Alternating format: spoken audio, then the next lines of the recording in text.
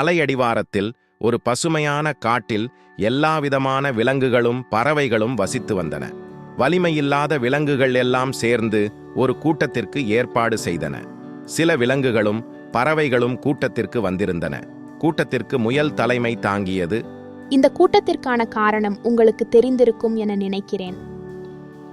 நாம் உடல் வலிமையில்லாத விலங்குகளாக இருப்பதால் ஒருவித பயத்துடனே நமது காட்டில் வாழ வேண்டியதுள்ளது.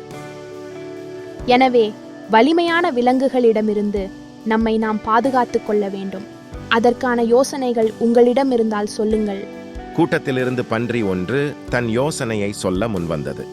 நமக்கு ஆபத்தே சிங்கத்திடமிருந்துதான் வருகிறது. சிங்கம் நம்மை நோக்கி ஓடி வரும் பொழுதுதான் நாம் ஆபத்தை உணர்ந்து ஓடி தப்பிக்க முயற்சி செய்கிறோம். அதற்கு பதிலாக சிங்கம் வேட்டைக்கு வருவதை நாம் முன்கூட்டியே தெரிந்து கொள்ள வேண்டும். எல்லோரும் இந்த யோசனையை வரவேற்றனர்.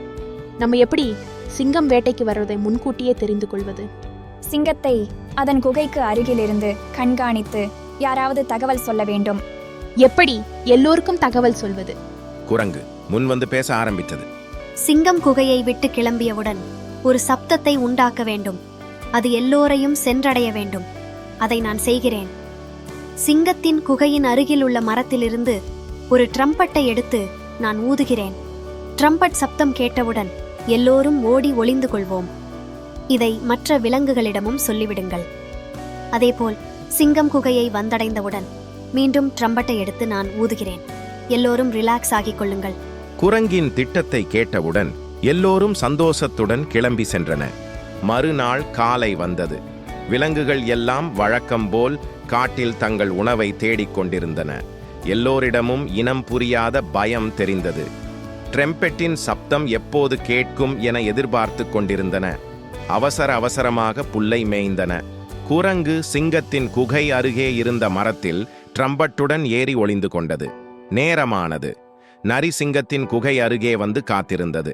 சிறிது நேரத்தில் சிங்கம் குகையிலிருந்து வெளியே வர நரி சிங்கம் இருவரும் வேட்டைக்கு கிளம்பின. சிங்கமும் நரியும் கிளம்பிய கொஞ்ச நேரத்தில் குரங்கு ட்ரம்பெட்டை ஊதியது.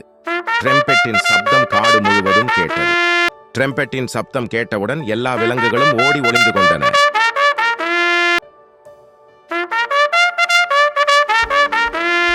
என்ன இது? புதிதாக ட்ரம்பெட் சப்தமெல்லாம் கேட்கிறது. ஒரு விலங்கு கூட நம் கண்ணில் படவில்லையே. இரண்டுக்கும் ஏதேனும் தொடர்பு இருக்குமோ என குழம்பியது. கோபத்துடன் விலங்குகளை தேடி ஓடியது. ட்ரம்பெட்டின் சப்தம் கேட்டவுடன் சிங்கத்திற்கு பயந்து எருது ஒன்று செடி கொடிகள் மறைத்திருந்த ஒரு குகைக்குள் ஒளிந்திருந்தது. ஆடு ஒன்று அந்த குகைக்குள் வந்தது. ஆடு உள்ளே வர வசதியாக எருது விலகி வழிவிட்டது. உள்ளே வந்த ஆடு எருதை பார்த்து முறைத்தது. என் கொம்பின் கூர்மையை பார்த்தாயா இல்லையா? நான் வரும்போதெல்லாம் நீ இந்த மாதிரி விலகி வழிவிடணும். சரிங்க எஜமான், அப்படியே செய்கிறேன். சிங்கம் வெளியே கோபத்துடன் உருமிக் கொண்டிருக்கிறது. அது போகட்டும். பின்பு நான் உனக்கு நல்ல பாடத்தை புகட்டுகிறேன். அதை நீ உன் வாழ்நாளில் மறக்க மாட்டாய். பாவம் என்று பெருந்தன்மையாக விலகி வழிவிட்டால் உனக்கு நான் பயந்ததாக நினைக்கிறாயாடா முட்டாள். வேட்டைக்கு விலங்குகள் ஏதும் கிடைக்காததால் பசியுடனும் கோபத்துடனும் சிங்கம் குகையை அடைந்தது. இதை ஒளிந்திருந்து பார்த்து கொண்டிருந்த முயல் நம்ம திட்டம் சக்சஸ் என மகிழ்ந்தது.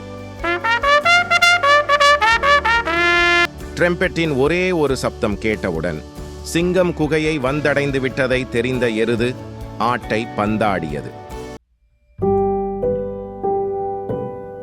Hello, if you like it, please subscribe.